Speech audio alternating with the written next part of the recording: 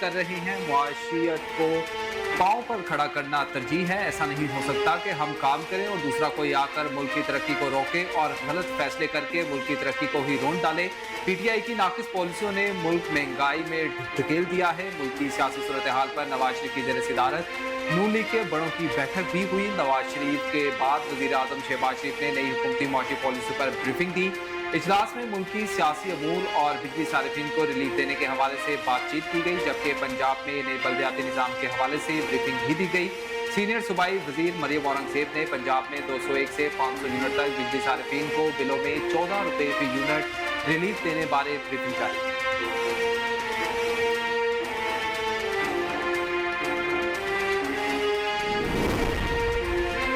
पंजाब में अवाम को बिजली बिलों में रिलीफ के हवाले से तफसीलात जारी कर दी गई। सीनियर सूबाई वजीर मरियम औरंगजेब ने पंजाब में 201 से 500 यूनिट तक बिजली साराफीन को बिलों में 14 रुपये फी यूनिट रिलीफ देने बारे तफसीलात जारी की। लाहौर, मुल्तान, फैसलाबाद, गुजरांवाला और इस्लामाबाद 16,877 साराफीन को रिलीफ दिया गया। लाहौर इलेक्ट्रिक सप्लाई कारपोरेशन के 8,40,000 साराफीन को रिलीफ मिला। मुल्तान इलेक्ट्रिक सप्लाई कारपोरेशन के 6,53,888 साराफीन को रिलीफ दिया गया, जबकि फैसलाबाद इलेक्ट्रिक सप्लाई कारपोरेशन के 5,06,139 साराफीन को भी रिलीफ मिला। गुजरांवाला इलेक्ट्रिक सप्लाई कारपोरेशन के 7,31,305 साराफीन को रिलीफ मिला। इस्लामाबाद इलेक्ट्रिक सप्लाई कारपोरेशन के 7,85,550 साराफीन को रिलीफ दिया गया।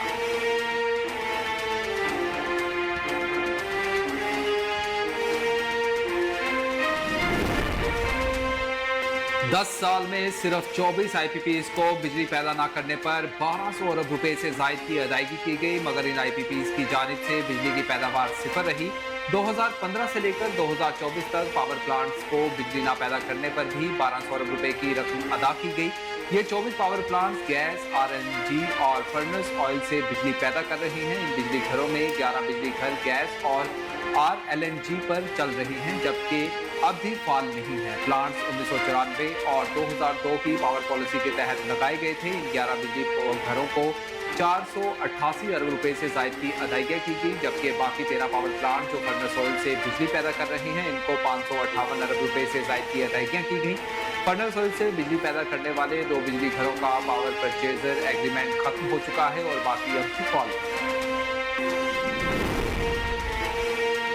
स्पीकर पंजाब असम्बली मलिक मोहम्मद अहमद खान की वज़ीर आला पंजाब मरियम नवाज और नवाज शरीफ को बिजली बिल रिलीफ प्रोग्राम के इजरा पर मुबारकबाद पेश। मुलाकात के दौरान सियासी सूरत हाल और सूबाई असम्बली के अमूर पर तबादला ख्याल हुआ। पंजाब के तरक्याती प्रोजेक्ट्स पर भी तफसीली गुफ्तगू की गई। स्पीकर पंजाब असम्बली मलिक अहमद खान ने बिजली बिल पर 86 अरब रुपए के रिलीफ देने की तारीख साज इकदाम को करार दिया। मरियम नवाज का कहना था कि सूबाई काबीना ने अवाम दोस्त प्रोग्राम की मंजूरी देकर तारीख साज इकदाम किया। अवाम का पैसा माजी की रवायात के बरक्स अब अवाम को रिलीफ पर ही खर्च हो रहा है। स्पीकर मलिक मोहम्मद अहमद खान ने कहा कि बिजली बिलों में फी यूनिट 14 रुपए का रिलीफ अवाम के लिए ठंडी हवा का झोंका है।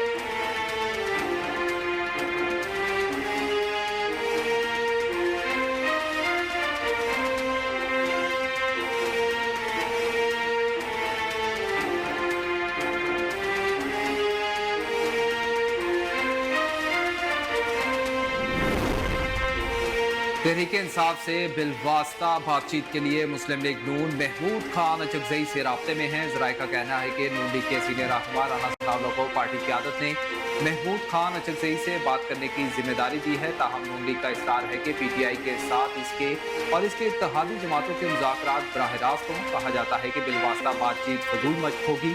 अगर PTI को लगता है कि इसके हामी और वोटर्स PTI के नून लीग, पीपल्स पार्टी और MKM से मुज़ाकरात की हिमायत नहीं करेंगे, तो ऐसी सूरत में नून लीग के मुबैना तौर पर अचकजई के तवक्कुफ से PTI को बराह रास्त लेकिन पसे पर्दा मुज़ाकरात की पेशकश की है। जराये का कहना है कि अचकजई को कहा गया है कि वो बराह रास्त मुज़ाकरात के लिए PTI की आला क़यादत से मुशावरत करें, जिसके लिए तहरीक इंसाफ को मुज़ाकरात के लिए कमेटी नामजद करना चाहिए जो पसे पर्दा बातचीत कर सके।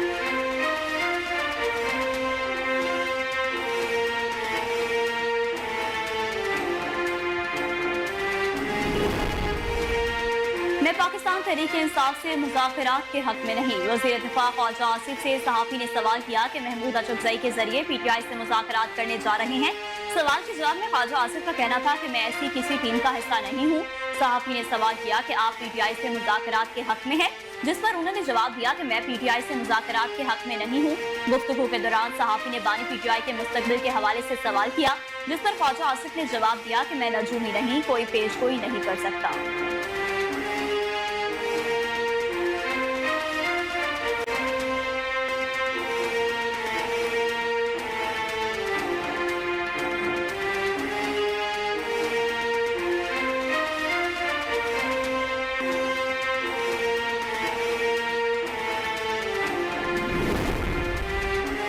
मई के वाकयात पर माफी मांगने तक बानी पीटीआई से मुज़ाकरात नहीं होंगे। विफाकी वजीर एहसन इकबाल का कहना है कि इदारों और कौम से माफी मांगने के बाद पीटीआई के लिए कहीं जगह बनेगी। इस जमात ने वो किया जिसकी जरूरत दहशतगर्द भी नहीं कर सकते। ऐसे लोगों से कैसे बात हो सकती है। उन्होंने कहा कि 2018 में हंसता बसता पाकिस्तान एक जिद्दी शख्स की अना की भेंट चढ़ा दिया गया। तरक्की करते मुल्क का बेड़ा गर्क किया गया। ये दूसरों से रसीदें मांगते थे, अब ये चीखें मार रही हैं। इन्हें अपने बेगुनाही साबित करना होगी, रसीदें दिखाना होंगी। विफाकी वजीर का कहना था कि बानी पीटीआई को जेल में 5 स्टार होटल जैसी सहूलियात मैसर हैं। ये फिर भी चीखें मार रहे हैं। मुझे गोली लगी, बाजू हमेशा के लिए टेढ़ा हो गया। मुझे अहले खाना से मिलने नहीं दिया जाता था। हमने चीखें नहीं मारी।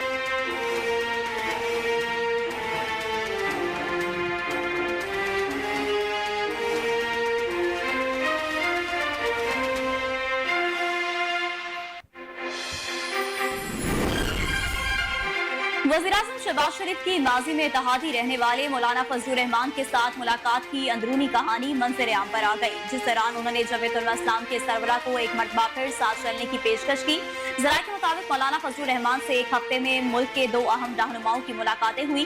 सदर मुमलिकत के बाद वज़ीर-ए-आज़म शहबाज शरीफ भी मिलने फजलुर रहमान के घर पहुंचे और शहबाज शरीफ ने मुल्क को दरपेश चैलेंजेस से निपटने के लिए मौलाना से ताउन करने की दरख्वास्त की। वज़ीर-ए-आज़म ने कहा कि मौलाना साहब, हम चाहते हैं कि हम दोबारा मिलकर चले। हमारी ख्वाहिश है कि आप फिर हमारे सरपरस्त बने। मौलाना फजलुर रहमान ने जवाब दिया कि हम तो वहीं खड़े हैं जहां पहले थे, आपने ही रास्ता बदल लिया है। मौलाना फजलुर रहमान ने वज़ीर-ए-आज़म शहबाज शरीफ का रिहाइश का आने पर खुद इस्तकबाल किया।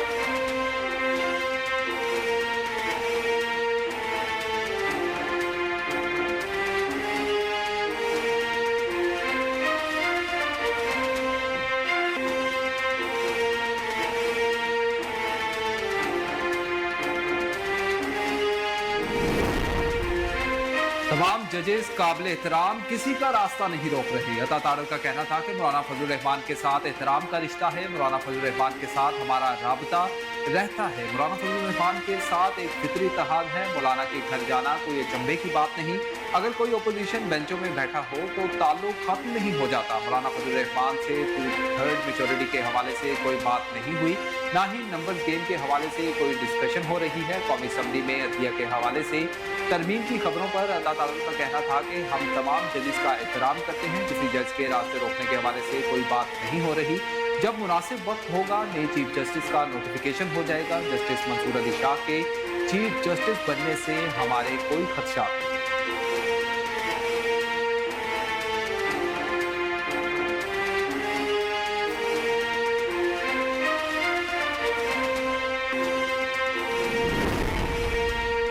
आजाद अदलिया बारे हमारा दो टोक मौकिफ है। बैरिस्टर गोहर का कहना था कि मुझे उम्मीद है कि मौलाना फजलुर रहमान हमारे साथ भी रहेंगे।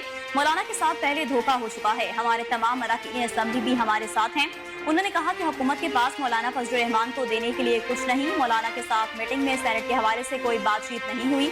यह हुकूमत चंद माह की मेहमान है। हमने तरावीन को कौमी असम्बली में चैलेंज किया हुआ है। हमारी पटिशन को नहीं सुना जा रहा। बैरिस्टर गोहर का कहना था कि नवाज शरीफ शहबाज शरीफ नहीं चाहते अदलिया आजाद हो। हमारा दो टोक मौकिफ है, अदलिया में मुदाखलत नहीं होनी चाहिए। हुकूमत आइन में तरामीम करके जजेस को ट्रांसफर करने की सोच रही थी। हमारे अरकान हमारे साथ हैं।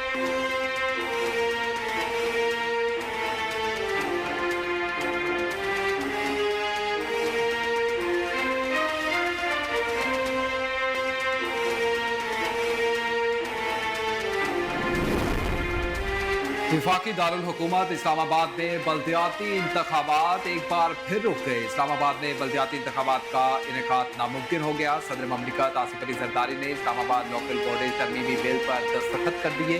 मौजूदा शेड्यूल के मुताबिक आज भी उम्मीदवारों के कागजात नामजदगी की स्क्रूटनी का अमल जारी रहेगा।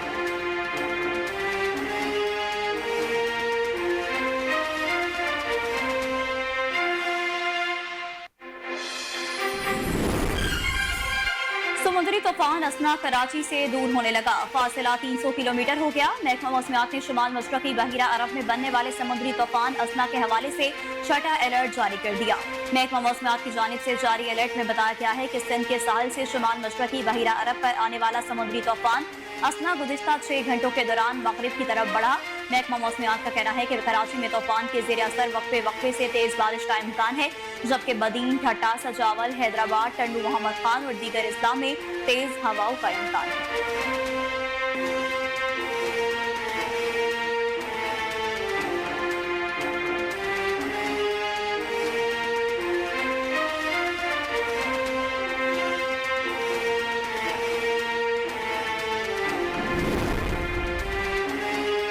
बलोचिस्तान के मुख्तलिफ इलाकों में शदीद बारिशों का सिलसिला जारी। बारिशों से कहीं मकानात को नुकसान पहुंचा तो कहीं बरसाती नदी नालों को ऊंचे दर्जे के सैलाब का सामना है। महकमा मौसमियात के मुताबिक किला सैफुल्ला, हरनई, बकी, ज़ियारत, संजावनी, लोरालई, चमन, पशीन, किला अब्दुल्ला, कोजत टॉप और शीलाबाद, गुलिस्तान और ख्वाजा इमरान में मूसलाधार बारिशें हुई, जिससे किला सैफुल्ला के इलाके तलवी और मूसाजई में बड़े पैमाने पर मकानात को नुकसान पहुंचा। दूसरी जानिब शदीद बारिशों के बायस दीगर मुख्तलिफ शहरों के पहाड़ी बरसाती नालों में ऊंचे दर्जे का सैलाब है, जबकि दरकई, किला सैफुल्ला और लोरालई में 6 अफराद रेले में बह गए, जिनकी तलाश जारी है। शदीद बारिशों के दौरान बलोचिस्तान के मुख्तलिफ अजला में 3 गाड़ियां बह गई, ताहम रोक महसूस रही।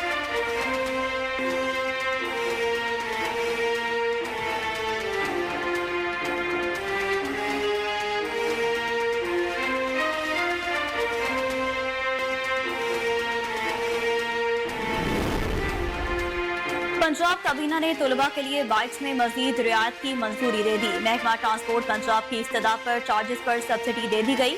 तलबा को दी जाने वाली हर किस्म की बाइक की रजिस्ट्रेशन से मुतालिक सब्सिडी सूबाई हुकूमत देगी। फी बाइक 1500 रुपए बैंक प्रोसेसिंग फीस पंजाब हुकूमत अदा करेगी।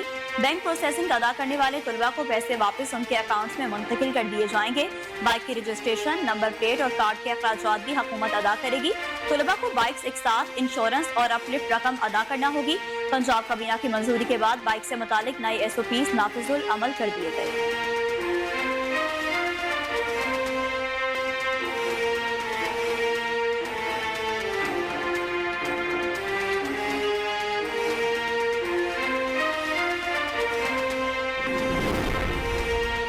वज़ीर आला सिंध मुराद अली शाह ने कहा कि कराची में बल्दियाती इदारे पूरी तरह अलर्ट हैं। सिंध हुकूमत की जानिब से रेन इमरजेंसी सेल कायम किया गया है। वज़ीर आला सिंध मुराद अली शाह ने कहा कि मुफ्ता बहाव रात को जागते हैं और हम चैन से सोते हैं। 2022 की बारिशों में शहर के निकासी सिस्टम ने बेहतर परफॉर्म किया। 2024 की बारिशें वक्फे वक्फे से जारी हैं। बल्दियाती इदारों के वर्कर्स ने दिन रात काम किया है।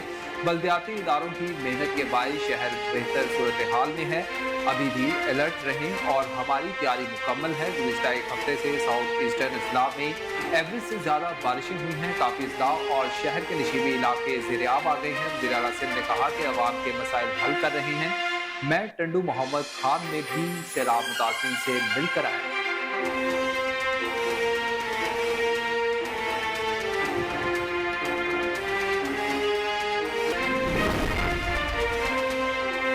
और रावलपिंडी में जारी बांग्लादेश के खिलाफ दूसरे टेस्ट के पहली इनिंग्स में पाकिस्तान टीम 274 रन्स बनाकर आउट होगी। पाकिस्तान की जानिब से अब्दुल्ला शफीक और साइम अयूब ने इनिंग्स का आगाज किया, लेकिन अब्दुल्ला शफीक पहले ही ओवर में तस्कीन अहमद की गेंद पर 0 पर बोल्ड हो गए।